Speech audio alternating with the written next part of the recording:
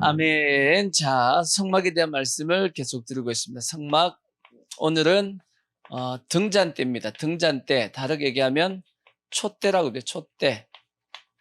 촛대라고 얘기합니다.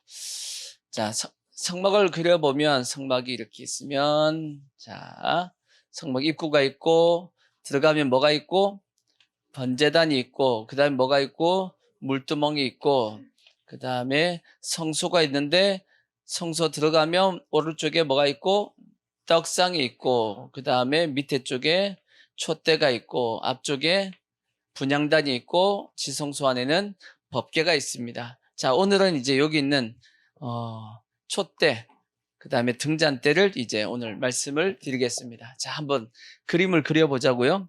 자, 일단 생긴 거 어떻게 생겼는지 한번 보자고요. 생긴 건 이렇게 생겼어요. 잘 보시고 이렇게 생겼어요. 자, 다 보시면, 자, 이제 말씀을 보자고요. 한번 그려볼게요. 자, 어떻게 그리냐? 자, 보시면 너는 순금으로 등잔대를 어떻게 만들어요? 쳐서 만들되 그 밑판이 있고 그 다음에 줄기와 잔과 꽃받침과 꽃을 어떻게 해요? 다 한 덩어리로 연결하라고 되어 있어요. 자, 한 덩어리로 연결하는데 가지 6을 등잔대 곁에서 나오게 하되, 줄기가 있는데 줄기는 하나가 이제 길게 하나가 있습니다. 이렇게 줄기가 하나가 길게 있고, 가지가 몇 개가 있어요? 6을 등잔대 곁에서 나오게 하는데, 다른 3가지는 이쪽, 3가지는 저쪽에 나오게 하랍니다. 그러니까 하나, 그 다음에 둘, 그다음에 셋, 이렇게 만들라고 하는 거예요. 하나, 둘, 그다음에 셋, 이렇게 가지를 양쪽에 이제 나오게 하고, 이쪽 가지에 살구꽃 형상의 잔색과 꽃받침과 꽃이 있게 하고, 여기 보면 잔, 그 다음에 꽃받침, 그 다음에 꽃, 요 3가지는 한 묶음입니다. 한 묶음. 요것을 몇 개가 있게 하고, 3개가 있게 하고, 잔색과 꽃받침 꽃이 있게 하고, 여기니까 이런 게 3개예요. 이게 3개. 이렇게 3개가 있게 하고, 요 3개가 있는 것이 여기 잔, 그 다음에 꽃받침, 꽃, 이렇게. 이해가 되죠? 이렇게 3개가 있게 하고, 다 그리기 힘들어 있어. 이게 있다고 생각하고, 자, 이쪽 가지에 살구 형상의 잔색과 꽃받침과 꽃이 있게 하고, 저쪽에도 똑같이 이렇게 있게 하고, 이렇게 있게 하고, 이렇게 있게 하고, 여기도 다 이렇게 하라는 거예요. 3개씩. 여기 3개, 하나, 둘, 셋, 여기도 셋, 이렇게. 그렇게 귀찮아서 그냥 대충 그래. 이렇게. 알겠죠? 그러니까 이쪽까지의 살구꽃 형상의 잔색과 꽃받침과 꽃이 있게 하고 3개씩. 그 다음에 저쪽까지에도 살구꽃 형상의 잔색과 꽃받침과 꽃이 있게 하고, 등잔대에서 나온 가지 6을 다 몇 개요? 다 어떻게? 각게 이 6개를 다 똑같이 하라는 거예요. 각게 하고, 그 다음에 등잔대 34절 줄기에는 똑같이 살구꽃 형상의 잔넷과, 여기 몇 개가 있어요? 4개가 있고, 꽃받침과 꽃이 있게 하고 4개가 있어요. 4개가 있는데 그 4개의 위치가 어떻게 되냐? 등잔대에서 나온 가지 6을 위하여 꽃받침이 있게 하되, 2가지 아래에 한 꽃받침 있게 하고, 요 가지와 요 가지 2가지 아래에 여기 있게 하고. 이해가 되시죠? 여기 또 그 다음에 2가지 아래에 또 여기 있게 하고. 이해가 되시죠? 또 2가지 아래에 여기 또 있게 하고. 근데 아까 총 몇 개가 있게 하라 했어요? 4개가 있게 하라 했어요. 그러니까 여기 하나 더 있어야 되니까. 이해가 되시죠? 4개가 있게 하고, 그 다음에 이것이 또 2가지 아래에 꽃받침이 있어 줄기와 이제 연결하고, 그 다음에 36절, 그 꽃받침과 가지를 줄기와 연결하여 전부 순금으로 쳐서 만들고, 등잔 7을 만들어 그 위에 두어. 등잔 7을, 요 등잔을 이제 둘, 셋, 넷, 다섯, 여섯, 7개를 두어서 비추게 하여 그 불집게와, 또 뭐가 있냐면 불집게, 불집게니까 어떻게 이렇게 집게가 있고 그 다음에 불똥 뭐가 있어요? 그릇 불똥을 넣을 수 있는 이렇게 그릇 하나 만들래 이렇게 불똥 그릇을 다 뭘로 만들고 순금으로 만들지니 등잔대와 이 모든 기구를 순금 한 달란트로 만들되 너는 삼가 이 산에서 내게 보인 양식대로 할지니라 라고 말씀했다고. 이게 이렇게 생긴 거예요. 아까 그림 다시 보시면 똑같이 생겼죠? 이렇게 된 거예요. 요 글자를 이렇게 아유 뭐 높고 낮은 그런 거 없어. 성경 기록이 없어요. 이게 높은 것도 있고 낮은 것도 있고 다 틀려요 이게. 그러니까 그거는 모르고 모세만 알아. 자 이렇게 생겼다라고 이제 대충 그림을 이제 그리려면 이렇게 생겼다는 것을 이제 알 수 있고. 자 이제 말씀을 이제 보자고요. 말씀을 이제 보는데 이 등잔대는 결국은 뭘 말씀하는 거냐? 등잔대를 뭘 말씀하는 거냐?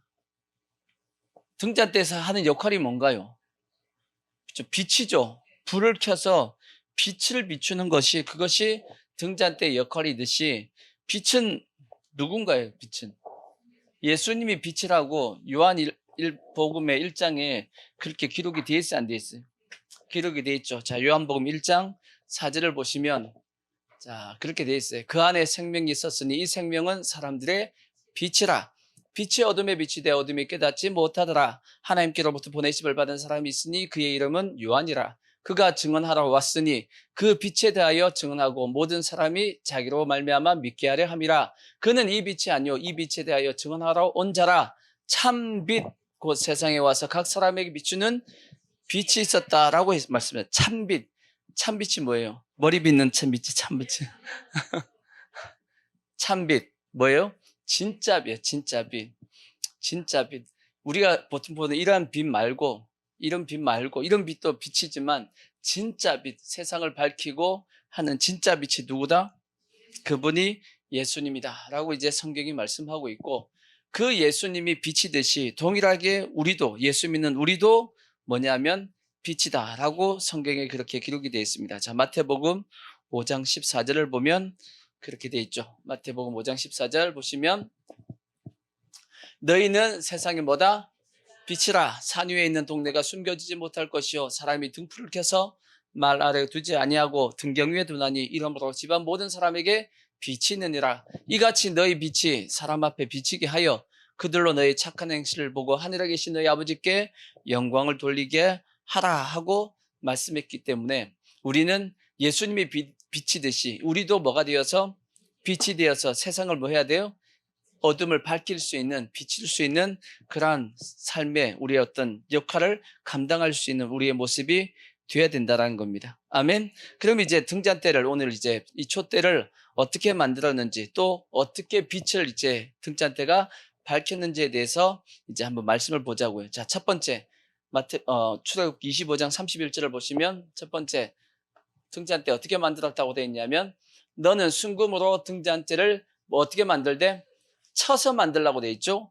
그리고 그것을 한 덩어리로 이제 만들라고 말씀했어요. 39절을 보시면 그 재료가 얼만큼 쓰였냐? 등잔대와 이 모든 기구를 순금 얼만큼?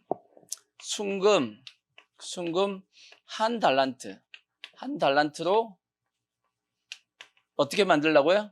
쳐서 만들라고 그랬어요. 순금 한 달란트면 어느 정도의 크기인가 하고 이제 봤더니 순금 한 달란트가 금 몇 킬로냐면 33킬로입니다. 33킬로. 돈으로 따지면 우리나라 돈이잖아. 한 돈, 두 돈 하잖아요. 돈으로 따지면 8,800돈이야. 8,800돈. 한 돈이 얼마죠? 요즘 한 돈 얼마인지 안 봤더니 30만 원 정도 하더라고. 한 돈에 30만 원 정도 하는데 계산을 해봤더니 약 26억이야. 약 26억입니다. 그러니까 그거 가지고 뭘 만들라고 말씀했냐면 촛대를 만들라고 했어. 욕심이 생겨요. 저 촛대만 있으면 그러니까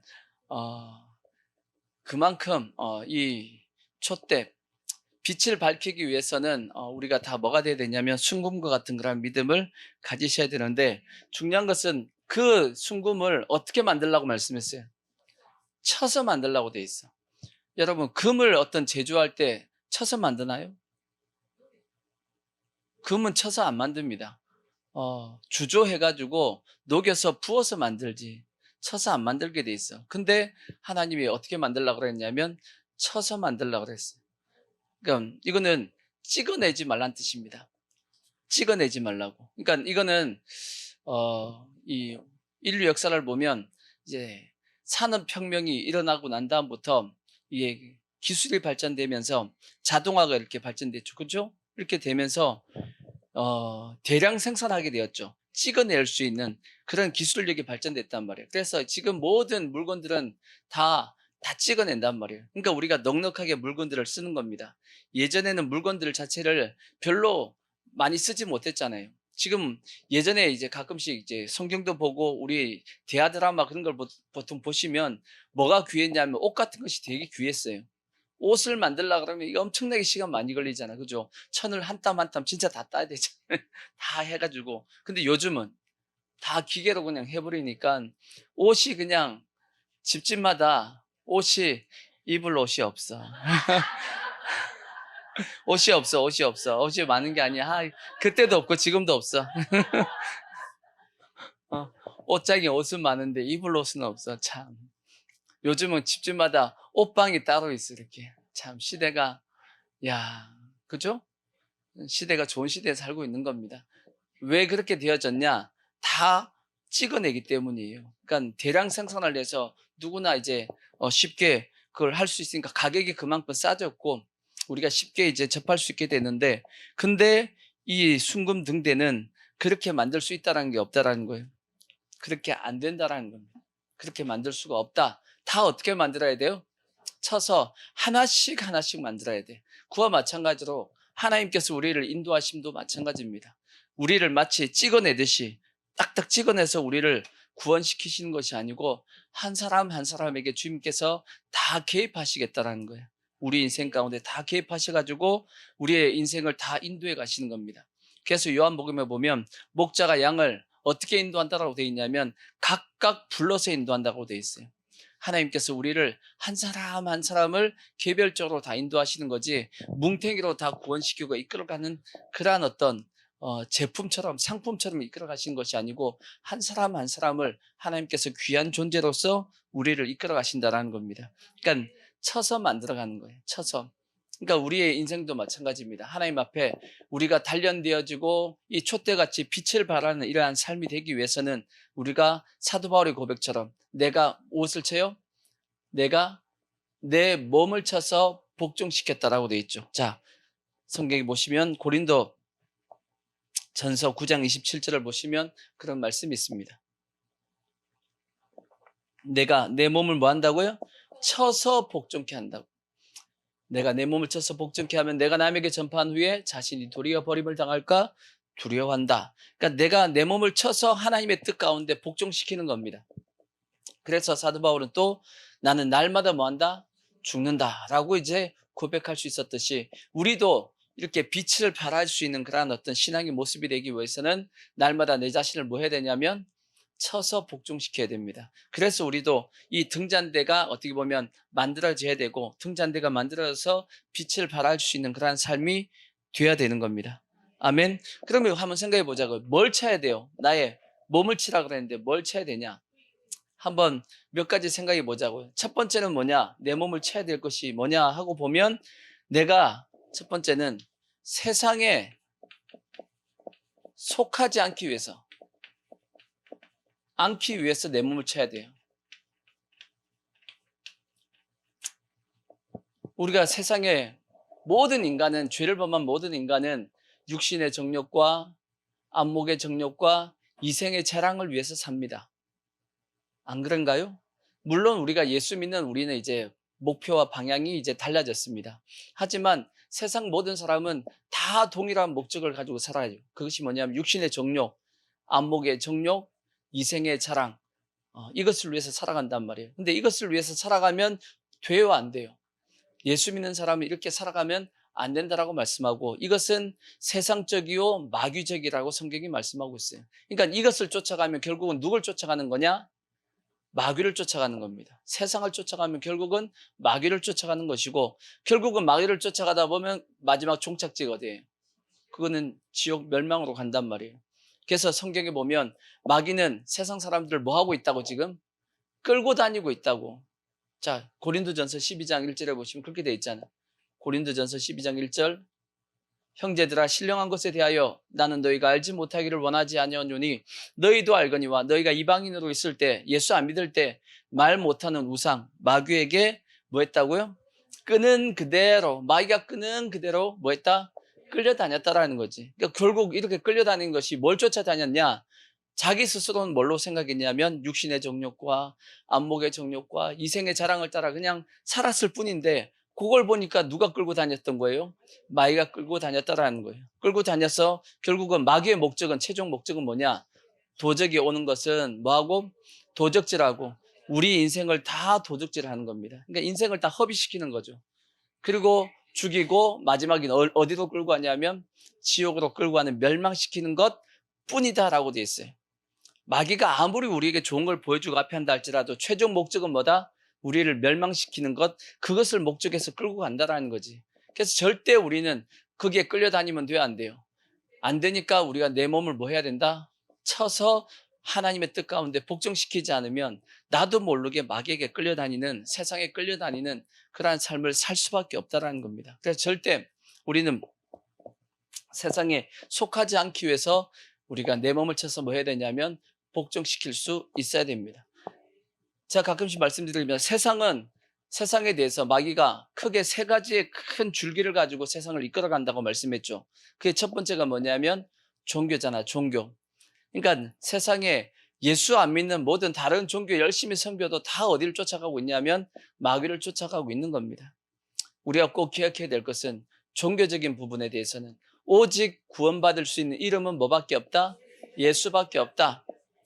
아멘. 자, 사도행전 10장 12절에 그렇게 말씀해. 10장 4장 10절 보시면 4장 10절 보시면 너희와 모든 이스라엘 백성들은 알라. 너희가 십자가에 못 박고 하나님이 죽은 자 가운데서 살리신 나사렛 예수 그리스도의 이름이 이 사람이 건강하게 되어 너희 앞에 섰느니라. 이 예수는 너희 건축자들의 버린 돌로서 집 모퉁이의 머릿돌이 되었느니라. 다른 이로서는 뭐가 없다?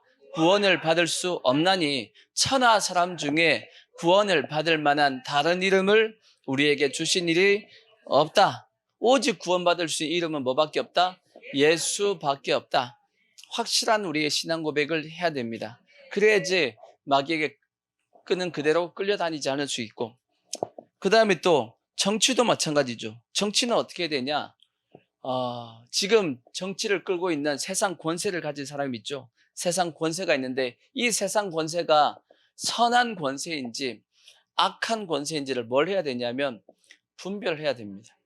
이것이 선한 권세인지 악한 권세인지 모르고 분별 못하고 그냥 그걸 쫓아다니다 보면 하나님의 백성들이 예수 믿는 사람이 세상 편에 서가지고 마귀 편에 서가지고 하나님을 대적하는 어처구니 없는 일이 생긴단 말이에요. 그런 일이 지금 현재 한국교회에 있어요, 없어요? 한국교회 지금 현재 그 현실에 빠진 겁니다. 교회가 뭐 해야 되는데 이게 분별을 해가지고 이것이 하나님 편인지 그다음에 세상 마귀 편인지를 분별하고 하나님 편이 아니면 마귀 편이면 단호하게 뭐 해야 되냐면 잘라내고 하나님 편에 속해야 되는데 이걸 지금 이제 한국교회가 분별 못하고 있는 겁니다. 요즘 지금 저기 동유럽에서 지금 전쟁이 일어났습니다. 러시아하고 그 다음에 우크라이나하고 전쟁이 벌어졌습니다. 누가 전쟁을 걸어왔어요? 러시아가 전쟁을 걸은 겁니다. 그렇죠? 우크라이나가 공격한 거 맞나요? 아니잖아. 그렇죠? 누가 나쁜 거야? 러시아가 나쁜 겁니다. 근데 왜 러시아 편을 들어? 가만히 있는 우크라이나를 러시아가 공격해가지고 지금 전쟁을 일으켰는데 러시아를 편을 든 이 놈들은 뭐냐고. 남북도 마찬가지죠. 남한과 북한이 전쟁을 했는데 남한이 북한에 공격을 했어요? 남한 쪽에서 북한이 전쟁하게끔 만들었대. 이 나쁜 놈들. 그렇게 얘기하면 돼요, 안 돼요? 억지 주장이잖아. 근데 러시아가 이제 우크라이나를 공격했는데 러시아의 정교회는 그러면 어떻게 했어요? 전쟁하지 말라 그래야 돼? 하라 그래야 돼? 러시아 정교회에서는 하지 말라고 해야 될 거 아니야. 근데 러시아 정교회가 어떻게 하고 있냐면 지금 모병을 앞에서 주동하고 있습니다. 이것은 하나님의 성전이다. 하나님의 거룩한 전쟁이다. 우크라이나 저 사람들 해방해야 된다. 똑같아. 해가지고 지금 모병하고 있어. 러시아 정교회 그 성직자들이 그렇게 하고 있는 겁니다. 그러니까 교회가 그렇게 하고 있으면 그게 하나님 편이에요? 마귀 편이야? 그게 마귀 편이지. 지금 엄청나게 많은 러시아 젊은 애들이 지금 그냥 죽어나가고 있다고. 불쌍하게. 전쟁의 어떤 목적이 지금 전쟁의 목적이 선하면 이해할 수 있어요. 근데 전쟁의 목적 자체가 전혀 선하지 않단 말이에요. 근데도 불구하고 그걸 누가 뒤에서 잘한다라고 응원하고 있냐면 러시아 정교회가 응원을 하고 있는 겁니다. 물론 정치적인 압박이 있겠지만 어처구니가 없는 거지. 그런 시대가 지금 현재 뭐 러시아만 그런 거냐? 우리나라도 마찬가지고. 우리가 잘 알다시피 저기 6.25 전쟁 전에 김일성이가 북한 정권을 러시아에 의해서 이제 힘에 의해서 잡았을 때 우리가 잘 아는 그 김익도 저기 부흥사도 김일성 편을 들었단 말이에요. 결국은 이제 김일성한테 죽었지만 잘못한 거지. 영적으로 잘못 분별을 해가지고 그렇게 됐듯이. 이런 얘기가 있죠. 이 링컨 대통령이 남북 전쟁을 일으켰잖아. 그죠? 왜 일으켰어요? 노예를 해방하기 위해서 남북 전쟁을 일으켰습니다. 잘한 거예요, 못한 거예요? 그거는 잘한 겁니다. 왜? 성경적으로도 봐도 노예가 있으면 안 됩니다. 한 영혼이 천하보다 귀하듯이 노예도 한 영혼입니다. 그 영혼도 구원해야지. 피부가 검다 그래가지고 그 영혼의 가치가 떨어지는 것이 아니란 말이에요. 피부가 검든 하얗든 우리처럼 놀이끼리 하든 전혀 상관이 없이 한 영혼은 다 귀한 겁니다. 그 몸이 성하든 장애가 있든 그와 상관없이 그 영혼은 귀하단 말이야. 그게 성경이 우리에게 말씀하고 있기 때문에 어떻게 보면 링컨 대통령은 한 영혼을 구원하기 위해서 어떻게 보면 그러한 어떤 이 영혼에 대한 가치를 알기 때문에 그들을 해방시켜야 된다라고 어떻게 보면 말씀을 통해서 깨달은 거겠죠. 그분은 예수 잘 믿는 분이니까. 그래서 이제 전쟁을 일으켜서 이제 노예 해방을 하려고 했는데 실제 또 그 당시 남북 전쟁을 일으켰을 때 남쪽, 링컨은 북쪽입니다. 알겠죠? 남쪽이 다 선한 게 아니에요. 미국의 남북 전쟁에서 링컨은 북쪽이었고 남쪽이 전쟁을 이제 이게 노예를 계속 해야 된다. 노예 제도를 계속 가져야 된다고 했던 것이 남쪽입니다. 왜냐하면 이 남쪽이 이 어떤 지역이냐면 더 곡창지대고 노예가 필요한 사회였어요. 그러다 보니까 남쪽에서는 노예를 해방시켜버리면 어떻게 돼요? 자기의 노동력이 다 없어져 버린단 말이에요. 그러니까 자기들의 어떤 이익을 위해서 계속 이 노예 제도를 해야 된다고 했던 겁니다. 근데 이제 전쟁을 딱 벌였는데 처음에 누가 우세했냐? 남쪽이 더 우세했단 말이에요. 그래서 북쪽이 이제 전쟁을 링컨 대통령이 일으켰지만 전쟁이 이제 남쪽이 더 셌습니다. 더 세고 하니까 위급한 상황이 됐단 말이에요. 그래서 이제 이런 유명한 예화가 있잖아. 참모가 이제 링컨 대통령에서 찾아와가지고 하나님 앞에 기도하자고. 뭘 위해서요? 하나님이 우리 편 되게 해달라고 기도하자고. 그렇게 이제 제안을 했던 예화가 있잖아. 그때 링컨 대통령이 유명한 얘기를 하죠. 뭐라고 얘기하죠? 링컨 대통령이 유명한 얘기를 합니다. 하나님이 우리 편이 되게 해달라고 기도하면 안 되고 그게 아니고 우리가 하나님 편이 되게 해달라고 기도해야 된다고. 우리가 하나님 편이 돼야 돼. 그래야지만 하나님이 누구 편 되어줘요? 우리 편 되어주는 거지. 내가 하나님 반대편에 있으면서 하나님 보고 우리 편 되어달라 그러면 하나님이 우리 편 되어줄 수 있겠냐는 거지. 안 된다라는 겁니다. 먼저 우리가 뭐 해야 돼요? 하나님 편에 서야 된다라는 거지. 아멘. 그와 마찬가지로 정치 세력도 마찬가지야 지금. 우리가 어느 편에 서 있어야 돼요? 하나님 편에 서 있어야 된다고. 그래서 절대 교회는 지연이 뭐예요? 지역. 특히 어딘 지역? 저쪽에. 또 진영. 우리는 좌파냐 우파냐. 우리는 우파다라고 얘기도 안 돼. 우리는 그것도 아니야. 우리는 예수파야. 복음파야, 복음. 복음에 하나님 말씀에 뭐라고 하느냐에 따라서 우리는 그게 가는 거지. 이쪽도 저쪽도 실제 아닙니다. 우리는 하나님의 말씀 가운데 바르게 서야겠다라고 하고 신앙생활을 하고 정치를 판단하는 겁니다. 아무리 우파라 할지라도 보수라 할지라도 하나님 말씀하고 틀리면 어떻게 해야 돼요? 잘못됐다고 지적할 수 있는 그게 우리가 해야 될 우리의 자세란 말이야. 좌파든 우파든 그게 중요한 것이 아니고 그러니까 우리가 먼저 어느 편에 서 있어야 되냐면 하나님 편에 서 있고 나서 그 다음에 하나님이 누구 편이 되게 해달라고 우리 편이 되게 해달라고 기도해야지만 그것이 우리가 바르게 서일 텐데 우리가 지금 한국교회가 지금 현재 이 부분을 잘못하고 있는 겁니다.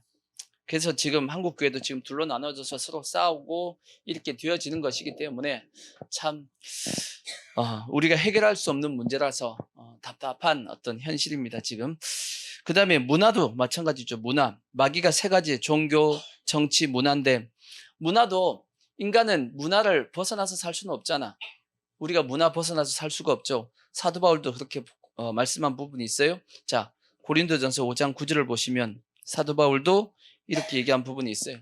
내가 너에게 쓴 것은 쓴 편지에 음행하는 자들을 사귀지 말라 하였거니와 이 말은 이 세상에 음행하는 자들이나 탐하는 자들이나 속여 빼앗는 자들이나 우상 숭배하는 자들을 도무지 사귀지 말라 하는 것이 아니니 그리하면 만일 그리하면 너희가 세상 밖으로 나가야 할 것이다. 세상 문화 밖으로 우리가 또 나가서는 또 살 수가 없다고요. 또 세상에 살다 보면 다 섞여서 사는 거지.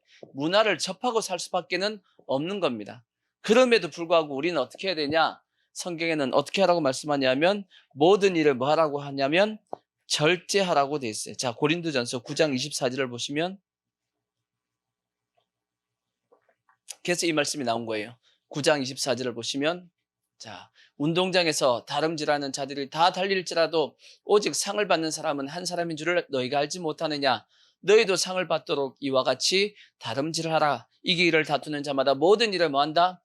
절제하나니 그들은 썩을 승리자의 관을 얻고자 하되 우리는 썩지 아니할 것을 얻고자 하노라. 그러므로 나는 달려갈 다름질하기를 향복 없는 것 같이 아니하고 싸우기를 허공치는 것 같이 아니하며 내가 내 몸을 쳐서 복종케 하면 내가 남에게 전파한 후에 자신이 도리어 버림을 당할까 두려워함이라 하고 말씀했던 겁니다. 그러니까 우리가 문화에 대해서도 다 누리려고 하시면 안 돼.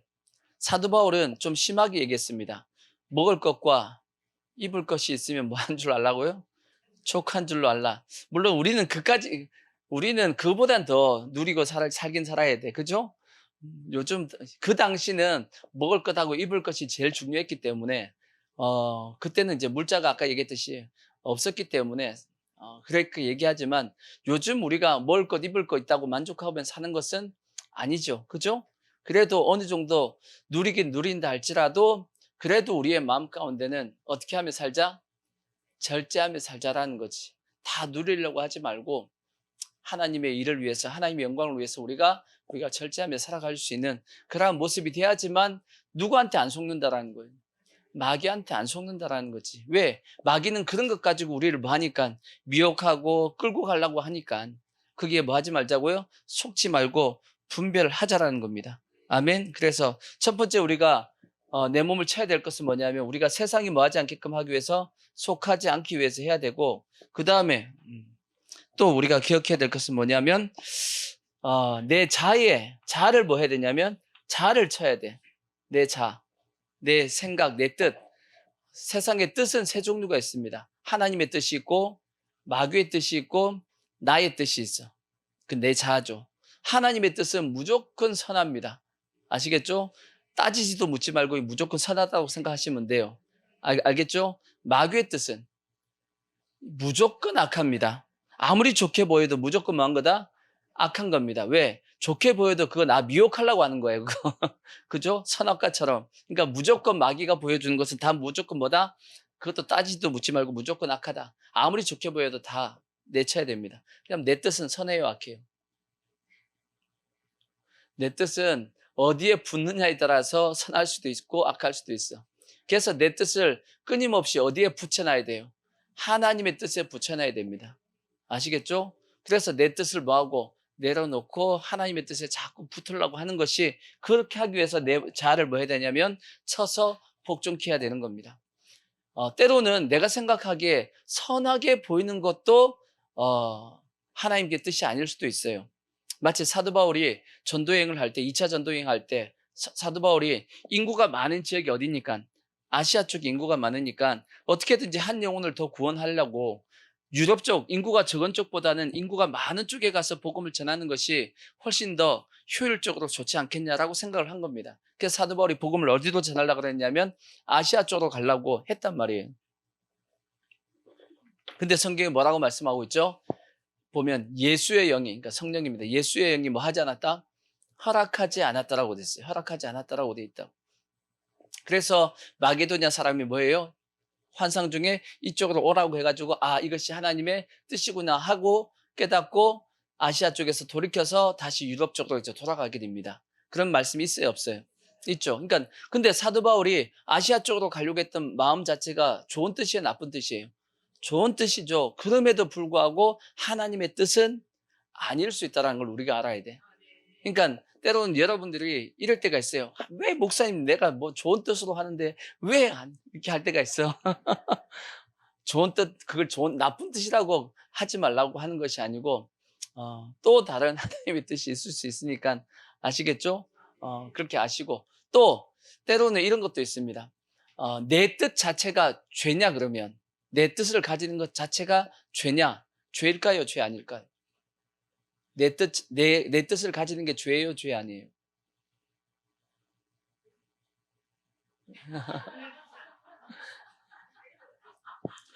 어, 내 뜻을 가지는 건 죄가 아닙니다.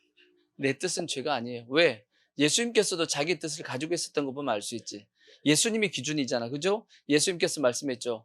겟세마네 동산에서 아버지여, 아버지여, 할만하시거든 이 잔을 내게서 옮기시옵소서. 그러나 뭐대로 마옵시고 내 뜻대로, 내 원대로 마옵시고 아버지의 원, 아버지의 뜻대로 되어지기를 원하나이다 한 것 보니까 예수님의 뜻과 아버지의 뜻은 달랐어요.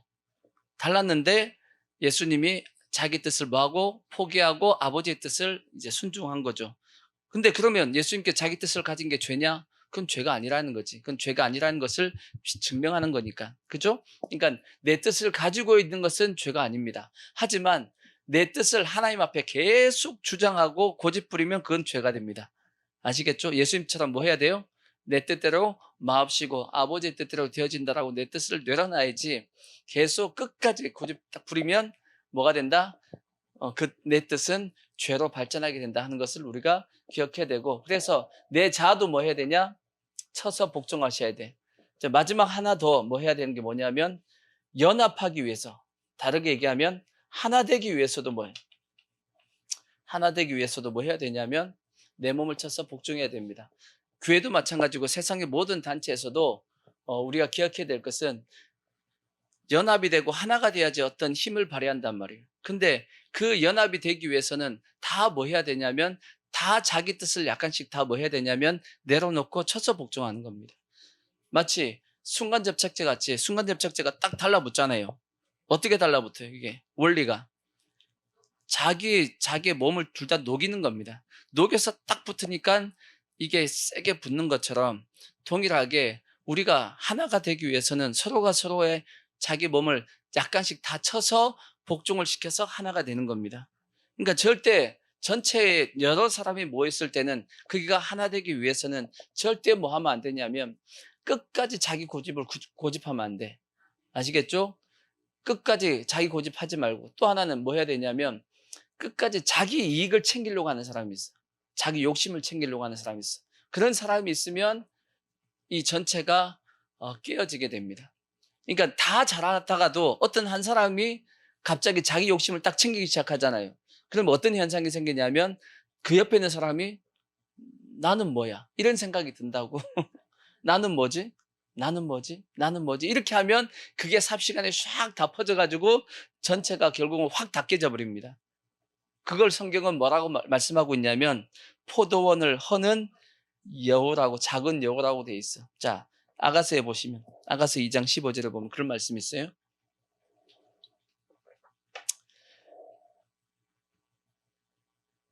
아가서 이제 15절. 우리를 위하여 여우 곧 포도원을 허는 작은 여우를 말하고요, 잡으라. 우리의 포도원에 꽃이 피었다. 이 포도원을 허는 이 작은 여우가 온 천지를 돌아다니면서 뭐 하는 거예요? 포도원을 다 망가뜨리는 거야. 저놈을 뭐 해야 돼? 잡아야 돼. 한국 속담에 비슷한 게 하나가 있어요. 한국 속담에 비슷한 게 뭐죠? 미꾸라지 한 마리가 미꾸라지 한 마리가 온 물을 다 흐려놓는다고 그러듯이 그 작은 하나가 전체를 다 무너뜨릴 수 있는 겁니다. 그러니까 큰 댐이 무너지는 것도 한 방에 무너지는 것이 아니고 조그만 금강 그것이 결국은 점점 해서 전체가 무너지듯이 그렇게 되기 때문에 하나가 되기 위해서는 전체가 뭐 하셔야 되냐면 다 자기 살을 조금씩 다 깎으셔야 돼. 자기 것을 조금씩 다 희생하고 깎아서 쳐서 하나가 되는 겁니다. 이 원리는 결국은 성경 전체적인 원리와 다 똑같습니다. 등잔 때 빛을 발해야 되잖아요. 그죠? 등잔 때에는 등잔대 그 위에는 뭐가 담겨져 있어요. 나중에 보면 기름이 담겨져. 기름이 담겨져 있죠. 그럼 기름이 어떻게 불을 내나요? 기름도 자기를 뭐 하고 있는 거예요? 자기를 태우고 있는 거야. 기름도 자기를 태워서 뭐 하고 있냐면 빛을 내는 겁니다. 기름만 있어서 또 되는 게 아니잖아. 불을 밝히려면 또 뭐가 있어야 되죠? 심지가 있어야지. 심지도 뭐 하고 있는 거예요? 심지도 자기를 태우고 있는 거야. 심지도 자기를 태우다가 나중에 어떻게 돼요? 시커멓게 되잖아. 시커멓게 만들면서 뭐 하고 있냐면 불을 밝히고 있듯이 이게 예수님의 모습하고 똑같잖아요. 자기를 희생하면서 불을 밝히듯이 우리도 동일한 겁니다. 그러니까 우리도 빛을 발하기 위해서는 이러한 어떤 자기 몸을 쳐서 뭐 해야 되냐면 복종시켜서 하나님의 뜻에 맞춰야지만 뭐가 되냐면 등잔대가 되고 촛대가 되어서 빛을 발할 수 있는 그러한 모습이 된다라는 걸 꼭 기억하시고, 아멘. 그래서 우리 모든 성도들은 희생할 수 있는, 그래서 예수님께서 희생하셔서 우리를 구원하셨듯이 우리도 희생하려고 하는 어떤 자세의 모습을 꼭 가질 수 있기를 부탁의 말씀을 드리겠습니다. 이게 첫 번째고, 두 번째, 자, 아까 등잔대에 보면 꽃이 있었죠. 꽃. 무슨 꽃이었죠? 살구꽃이야. 살구꽃 몇 개가 있었죠? 살구꽃 몇 개가 있었어? 엄청 많았어요.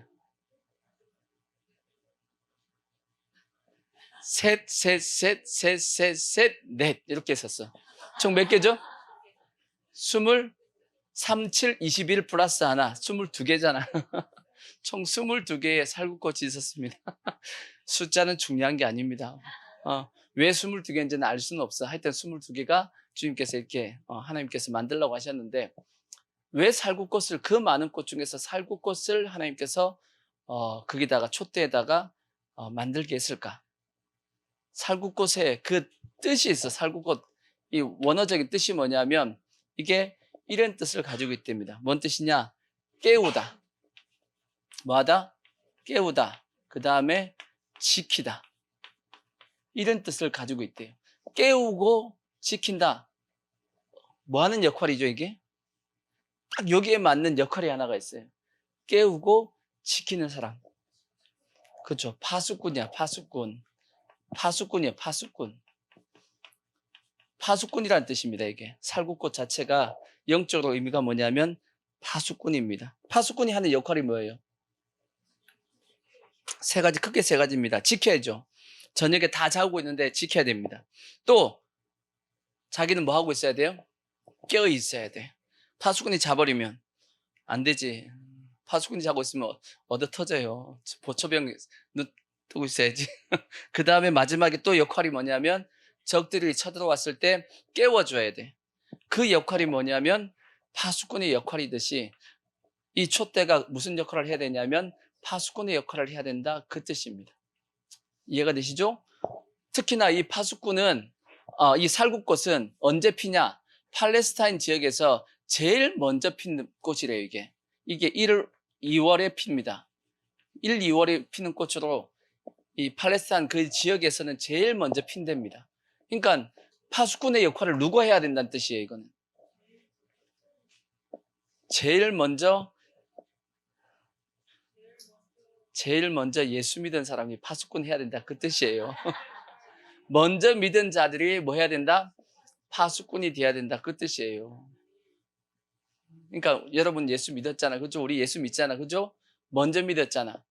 아직 예수 믿지 않은 사람들은 세상에서 뭐 하고 있어요? 지금 다 자고 있어. 영적인 잠이 자고 있다고. 우리는 저들을 뭐 하고 있어야 되냐면 지키고 있어야 되고 저들을 깨워야 되는 것입니다. 그 사명이 우리에게 있는 거예요. 그래서 세상이 실제적으로 지금 현재 한국도 마찬가지입니다. 누가 한국을 지켰냐? 교회가 지켰잖아. 우리의 우리 대한민국 조선 말기부터 시작해가지고 기독교가 들어와가지고 이 대한민국의 역사를 쭉 보면 이 대한민국을 누가 지켰냐? 한국 교회가 지켰습니다. 3.1 운동부터 시작해서 독립운동도 다 보면 대다수가 다 누구였어요? 예수 믿는 사람이었어. 대다수가 예수 믿는 사람이었고 건국도 이승만 대통령뿐 아니라 지금 이게 이렇게 발전시키는 오는 과정 속에서 이 교회에 다니는 성도들이 엄청난 역할을 했죠. 그리고 지키고 그 다음에 파수꾼을 역할을 했듯이 우리도 마찬가지입니다. 그렇게 하셔야지. 아멘. 그런 역할을 해야 될 터인데 성경에 보면 파수꾼에 대한 엄청난 중요한 말씀이 성경에 기록된 것이 있어요. 그게 어디냐면 에스겔서 33장 2절을 보시면 에스겔서에 2번 기록이 되어 있어요. 3장에도 한번 똑같이 기록되어 있고 33장에도 또 이렇게 기록이 되어 있어요. 자, 이 말씀을 보십시오. 인자야, 너는 내 민족에게 말하여 이르라. 가령 내가 칼을 한 땅에 임하게 한다 하자. 그 땅 백성이 자기들 가운데 하나를 택하여 파수꾼을 삼은 그 사람이 그 땅에 칼이 임함을 보고 뭐하지 않으면 나팔을 불어 백성에게 경고하되 그들이 나팔 소리를 듣고도 정신을 차리지 아니하므로 그 임하는 칼에 제거함을 당하면 그 피가 자기의 머리로 돌아갈 것이다. 파수꾼은 뭐 했다는 얘기예요? 외쳤다라는 거, 나팔 불었다는 얘기지. 근데 나팔 불었는데도 불구하고 뭐 했어요? 정신을 못 차리면 누구 죄 때문에? 자기 죄로 이제 그 나팔 소리를 안 듣는 사람은 이제 망하는 겁니다. 그가 경고를 받았던들 자기 생명을 보존하였을 것이나 나팔 소리를 듣고도 경고를 받지 아니하였으니 그 피가 자기에게로 돌아가리라. 근데 문제는 그러나 칼이 임함을 파수꾼이 보고도 뭐하지 않으면 나팔을 불지 아니하여 백성에게 경고하지 아니하므로 그 중에 한 사람이 그 임하는 칼에 제거당하면 그는 자기 죄악으로 말미암아 제거하려니와 그 죄는 내가 파수꾼의 손에서 찾겠다. 그렇게 말씀했어요. 그 피값을 누구에게 찾겠다? 파수꾼에게서 찾겠다라는 겁니다. 누구 때문에 죽었으니까? 파수꾼이 나팔을 안 불어서 죽었으니까 이라고 말씀하고 있는 겁니다. 그러니까 파수꾼이 누구라 그랬어요? 그렇죠. 먼저 예수 믿은 우리란 말이에요. 우리는 뭔 역할을 해야 되냐? 파수꾼의 역할을 해야 된다는 얘기입니다. 지금 한국도 마찬가지죠. 지금 우리가 뭐 광화문 집회도 가고 막 이렇게 하는 것은 뭔 역할을 하려고 하는 거냐면 파수꾼 역할을 해야 되기 때문입니다. 안 할 수도 있어. 근데 안 하면 혹시나 하나님 앞에 혼날 수 있어.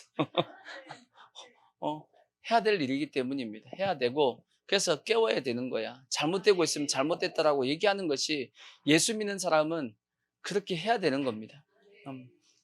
적당하게 세상과 함께 타협해가지고 가면 결국은 나중에 적당하게 타협해 가다가 그 영혼이 잘못되면 어떻게 할 거냐고. 주님이 분명히 그 피값을 누구한테 찾겠다고 말씀했어요? 솔직히 걱정되는 게 하나가 있어. 뭐가 걱정되냐면 목사님들 중에서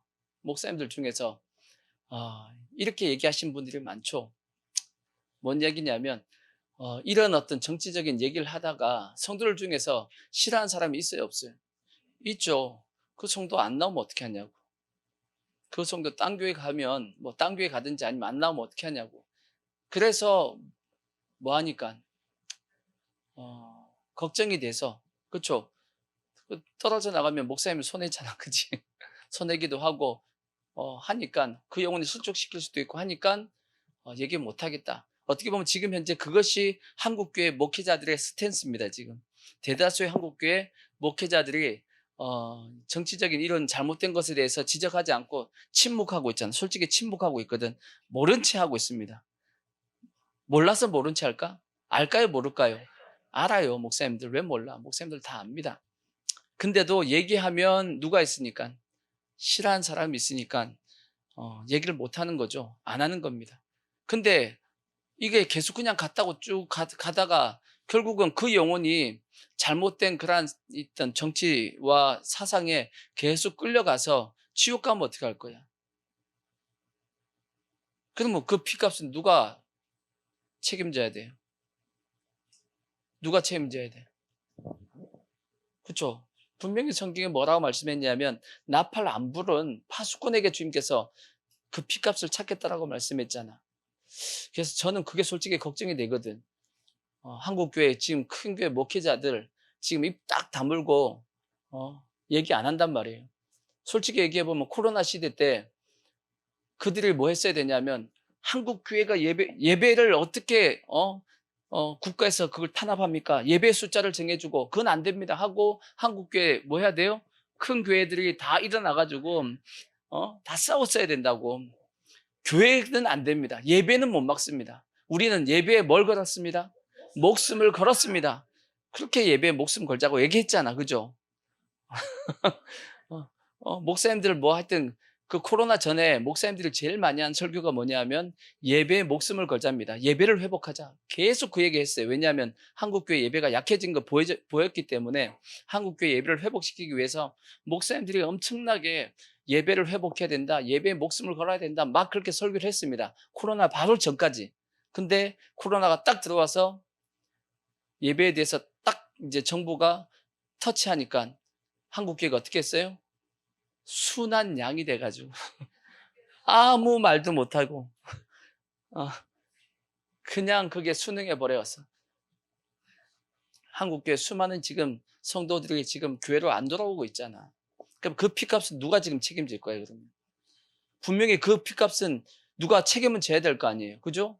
물론 이 지난 정부 저놈들 그 정책을 편 놈들 그 놈들이 하나님 앞에 나중에 심판받을 겁니다. 그렇지만 그 사람들만 하나님 앞에 심판받을까? 아니죠. 누구도. 파수꾼의 역할을 하지 않은 자들도 심판받는다고 봐야 됩니다. 한국교회가 지금 한 10% 이상, 그러니까 100만, 200만 가까이가 지금 교회를 안 돌아오고 있다고. 그 피값 누가 감당해야 되고. 그죠? 심각한 겁니다. 심각한다, 지금. 그러니까 하여튼 우리는 뭐 해야 되냐?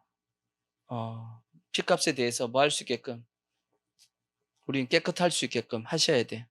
아멘. 사도 바울이 이렇게 고백한 적이 있어요. 자, 사도행전 20장 26절을 보시면 참 이런 말씀이 있어요. 그러므로 오늘 여러분에게 증언하거니와 모든 사람의 피에 대해서 나는 뭐하다? 깨끗하다. 이는 내가 뭐 했다? 꺼리지 않고 하나님의 뜻을 다 여러분들에게 전했다라고 말씀합니다. 사도 바울이 에베소 교회 장로들을 모아서 얘기하는 겁니다. 이건 사도 바울이 모든 사람이라기보다는 에베소 교회에 있는 모든 성도들에게 얘기한 겁니다. 에베소 교회의 모든 성도들에게 얘기한다. 나는 너희들의 피에 대해서 뭐하다? 깨끗하다. 왜? 하나님의 말씀에 대해서 꺼리지 않고 눈치 안 보고 하나님의 말씀을 말씀대로 다 전했다는 뜻입니다. 그러니까 나는 너희의 피에 대해서 뭐하다? 깨끗하다라고 말씀했어요. 이사야서 56장 10절을 보시면 정반대의 사람이 나옵니다. 56장 10절을 보시면 이사야 시대의 파수꾼들에 대해서 이렇게 말씀합니다. 이스라엘의 파수꾼들은 뭐요? 맹인이요. 다 무지하며 뭐다? 벙어리 개들이다. 벙어리 개다. 뭔 뜻이에요? 개는 뭐 해야 되죠? 짖어야 돼. 우리 뿌순이처럼 짖어야 돼. 짖어야 돼. 멍멍 짖어야 된다고. 안 짖으면 돼요? 안 돼요? 안 된단 말이야. 모르는 사람이 있으면 짖어야 될 거 아니야. 모르는 사람이 오면 짖어야지. 근데 다 무지하며 벙어리 개들이라 짖지 못하며 다 꿈꾸는 자들이요 누워있는 자들이요 잠자기를 좋아하는 자들이니 이 개들은 탐욕이 심하여 족한 줄을 알지 못하는 자들이요 그들은 몰지각한 목자들이라. 다 제 길로 돌아가며 사람마다 자기 이익만을 추구하며 오라 내가 포도주를 가져오리라. 우리가 독주를 잔뜩 마시자 내일도 오늘같이 또 크게 넘치리라 하느니라. 내일도 오늘같이 뭐 하자? 부어라 마셔라 하자 그 뜻입니다.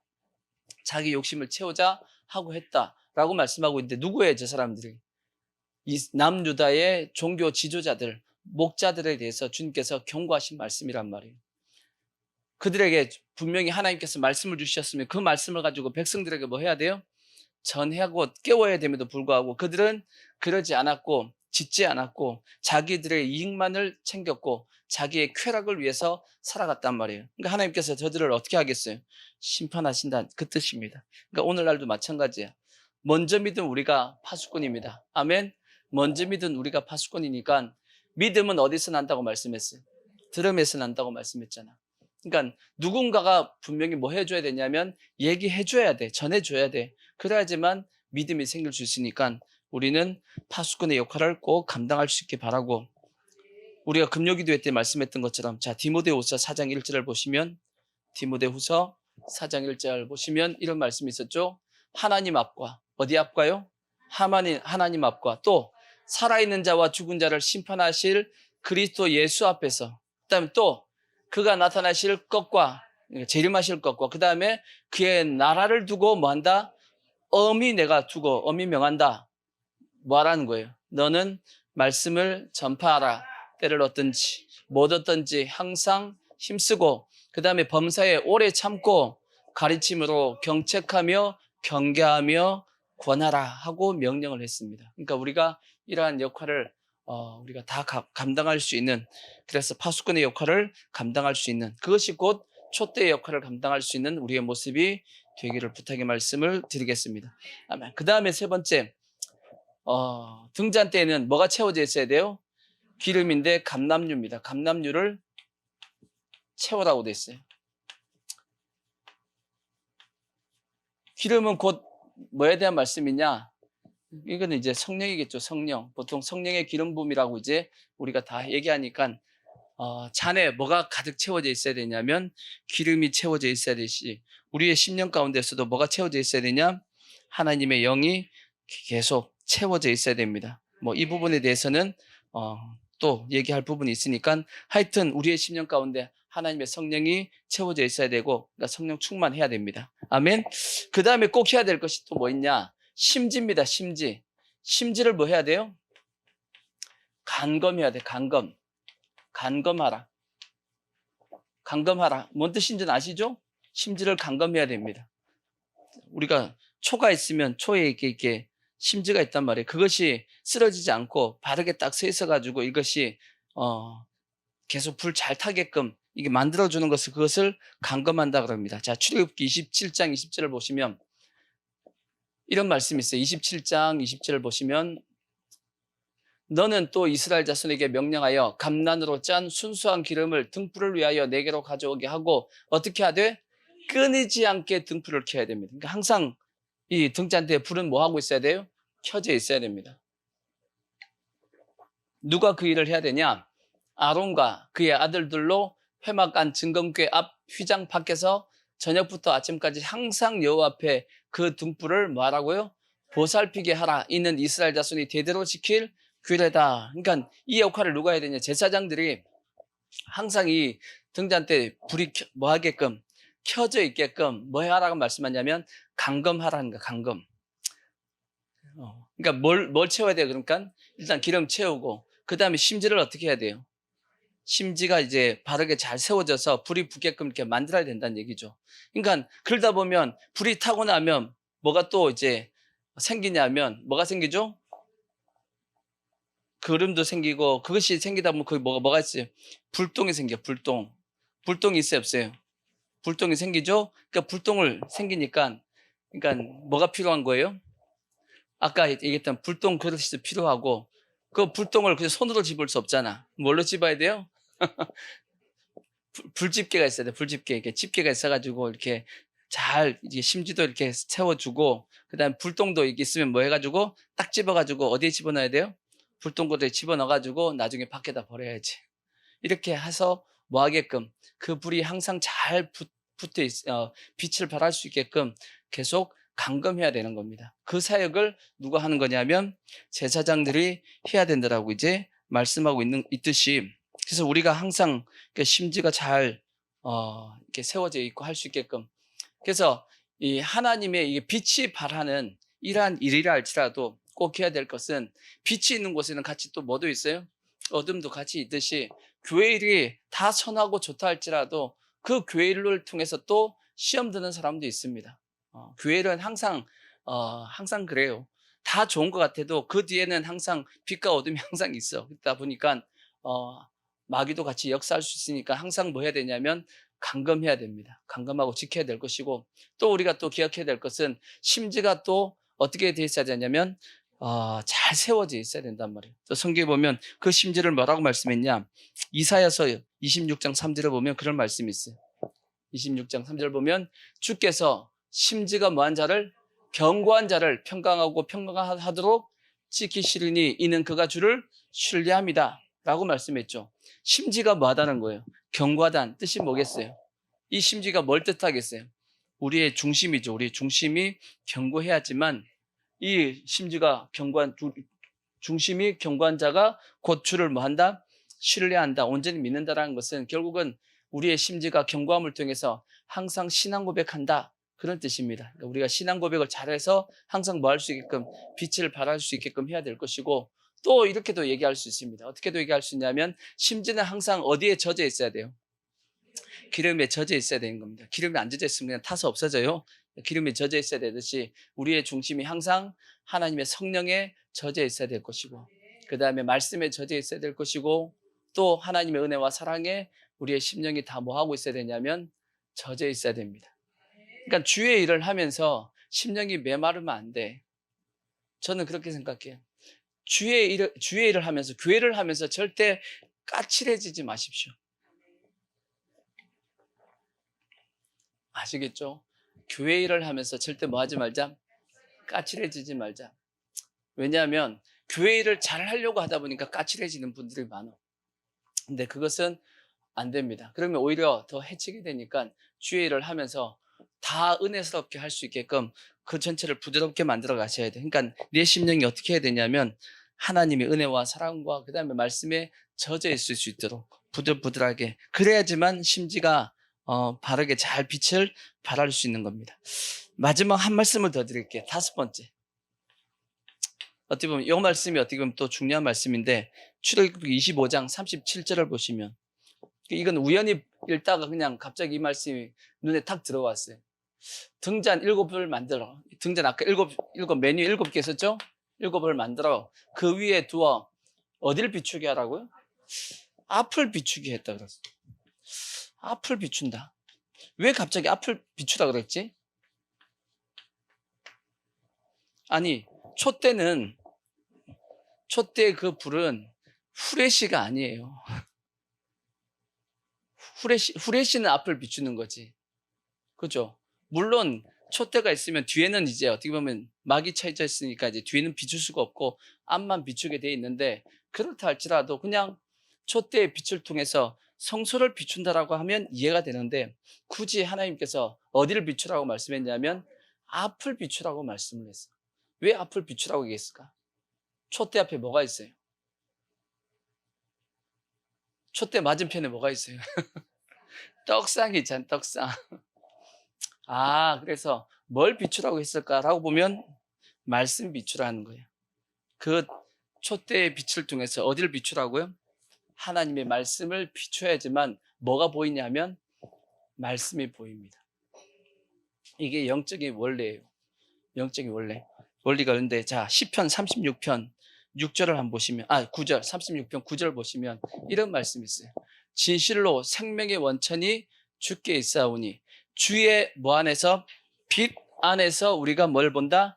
빛을 본다라고 되어 있습니다. 우리가 빛을 보는데 빛이 안 보입니다. 뭐 안에서만 보여요? 빛 안에서만 빛이 보입니다. 이게 뭔 뜻인가? 이게 뭔 뜻이냐면 여러분들 기본적인 이 경험은 다 해봤을 거예요. 우리가 예수 믿기 전까지, 믿기 전에는 우리가 세상 가운데 어디에 살았어요? 어둠 가운데 있었다고. 어둠 가운데 있었죠. 근데 여러분이 어둠 가운데 있을 때 빛은 있었어요, 없었어요? 여전히 빛은 존재하고 있었습니다. 예수 그리스도의 빛은 존재하고 있었다고. 왜? 복음을 전한 사람들이 있었으니까 빛이 있었다고. 근데 어둠 가운데 있는 여러분들이 빛이 있음에도 불구하고 빛이 보였어요, 안 보였어요? 안 보였단 말이에요. 언제 근데 빛이 보이기 시작했어요? 여러분 10년 가운데 뭐가 비춰지니까? 빛이 비춰지고 난 다음부터 뭐가 보이기 시작했냐면 빛이 보이기 시작했어요. 그죠? 고린도후서 4장 4절을 보시면 그런 말씀이 있잖아. 고린도후서 4장 4절을 보시면 그 중에 이 세상의 신이 믿지 않은 자들의 마음을 혼미하게 하여 그리스도의 영광의 복음의 광채가 비치지 못하게 하느니 그리스도는 하나님의 형상이다. 6절 보시면 어두운데 빛이 비치리라 말씀하시던 그 하나님께서 예수 그리스도의 얼굴에 있는 하나님의 영광을 아는 빛을 우리 마음에 뭐 했어요? 딱 비추는 순간 뭐 하기 시작했어요? 아 하고 보이기 시작했어요. 빛이 비춰지니까 그 빛을 통해서 뭘 봤어요? 빛을 봤다라는 거예요. 이게 영적인 원리입니다. 빛이 뭘 보게 한다? 빛을 보게 만든다. 다르게 얘기하면 말씀이 뭘 보게 만든다? 말씀을 보게 만듭니다. 말씀으로 말씀이 보이는 겁니다. 그러니까 말씀이 내 안에 있어야지만 뭐가 보이냐면 말씀이 보이는 거죠. 자, 그리고 말씀이 또 말씀을 뭐 하냐면 보증한다라는 말씀도 성경에 있어요. 자, 이사야서 34장 16절을 보시면 이런 말씀도 있어요. 16절. 너희는 여호와의 책에서 찾아 읽어보라. 이것들 가운데서 빠진 것이 하나도 없고 제짝이 없는 것이 없으리니 이는 여호와의 입이 이를 명령하셨고 그의 영이 이것들을 모으셨다라고 말씀을 합니다. 그러니까 모든 말씀은 다 뭐가 있어요? 다 짝이 있어, 짝이 있어.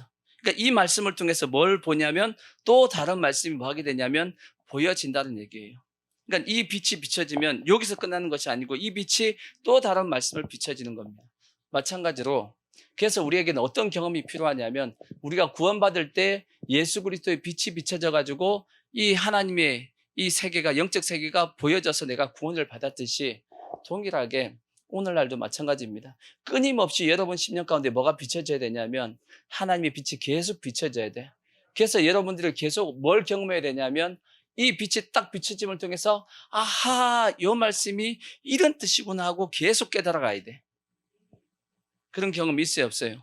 여러분들이 가끔씩 이제 주일날 제가 말씀을 드리고 이렇게 설교를 하다 보면 설교를 듣다 보면 이 설교 외에 다른 말씀이 여러분들 순간적으로 아하, 그게 그 뜻이네? 그 뜻이냐고 깨달아져요, 안 깨달아져요?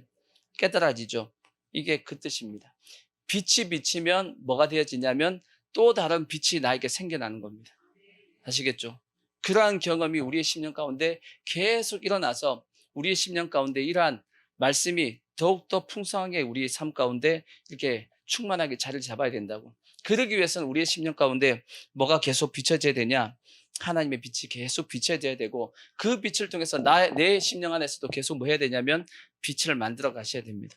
그래야지만 우리가 말씀으로 충만하게 되고 빛 가운데 우리가 뭐 하냐면 살아갈 수 있게 되는 겁니다. 이제 결론적인 말씀은 자 이사야서 60장 1절을 보시면 결론적인 말씀은 자 일어나라 뭐라고요? 빛을 발하라. 이는 내 빛이 이르렀고 여호와의 영광이 내 위에 임하였음이라. 누구에 대한 말씀이에요? 예수님의 예수님이 일어나 빛을 발하시는 겁니다. 보라 어둠이 땅을 덮을 것이며 캄캄함이 만민을 가리려니와 오직 여호와께서 내 위에 임하실 것이며 그의 영광이 내 위에 나타나리니 나라들은 너의 빛으로 왕들은 비치는 너의 광명으로 나아오리라. 그러니까 예수님에게 사람들이 이제 온 나라와 사람들이 나오게 된다 하는 말씀인데 이와 같이 예수님께서 빛을 발했듯이 동일하게 우리에게도 뭘 발하라고 지금 말씀하고 있냐면 빛을 발해서 세상 가운데 무슨 역할을 하라는 거예요? 빛의 역할을 감당하라는 겁니다. 그것이 우리가 등잔 때 역할을 감당하는 것이고 그래서 어둠을 밝혀서 아까 말씀했듯이 파수꾼의 역할을 감당해서 우리를 통해서 또 다른 믿지 않는 어둠에 있는 영혼들이 빛 가운데로 나올 수 있게끔 우리의 빛이 똑같습니다. 우리의 빛이 그들에게 비춰져야지만 그들도 그 빛 안에서 뭘 보게 돼 있어요? 빛을 보게 된단 말이에요. 우리가 빛을 안 바라면 그들은 여전히 빛을 못 보는 겁니다. 빛이 있어도 못 보듯이. 그래서 우리가 그들에게 무슨 역할을 감당해야 되냐면 빛의 역할을 감당해야 돼요. 아멘. 그것이 등잔 때의 역할을 감당하는 우리의 모습이 됩니다. 꼭 이렇게 되시기를 부탁의 말씀을 드리겠습니다. 아멘. 자,